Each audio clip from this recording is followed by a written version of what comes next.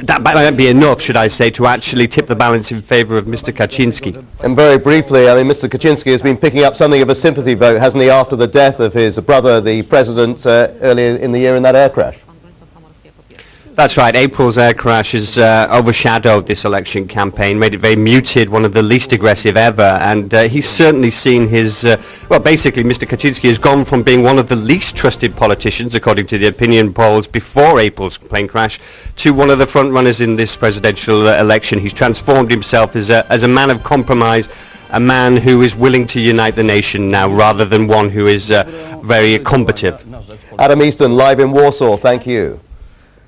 The government of Mozambique is discussing the introduction of a code of conduct to tackle the sexual exploitation of children by tourists. Officials and child welfare advocates have been meeting in the capital, Maputo, to discuss ways of protecting children at a time of rising concern about sex tourism.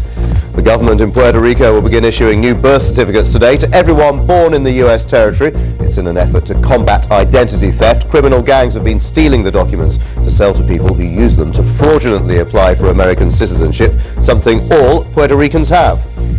A suburb of Los Angeles in California is disbanding its police force and sacking all but a few of its employees because of the financial crisis. Officials in Maywood say it's the only way to stave off bankruptcy. Law enforcement will be taken over by the LA Sheriff's Department. Other services will be contracted out. You're watching BBC World News. Coming up, all the latest international sport, including penalised for 2 years. Why has the Nigerian football team been banned from international competitions?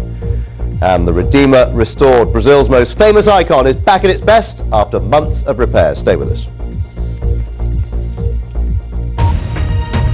And now look at some of the main stories from around the UK. The BBC Trust, which represents the interest of licence fee payers, says the corporation should name its highest paid stars. The Trust chairman, Sir Michael Lyon, says the BBC needs to show that it's not immune from the economic problems faced by the whole country, and argues the move would help to recapture the public's confidence. The BBC's been under pressure from the public, the government and its competitors to be more transparent. And in the wake of last month's budget, it's also under pressure to show it's not wasting money. So it's taking steps to speed up changes already in the pipeline. The total senior management bill will be cut by 25%, not in 3 years as originally planned, but in 18 months. Members of the executive board will work this year and next for just 11 months' pay. And all 600 top managers will now have their pay levels published. The pay of top presenters like Jonathan Ross has been especially controversial. The BBC's resisted saying who gets paid most and how much.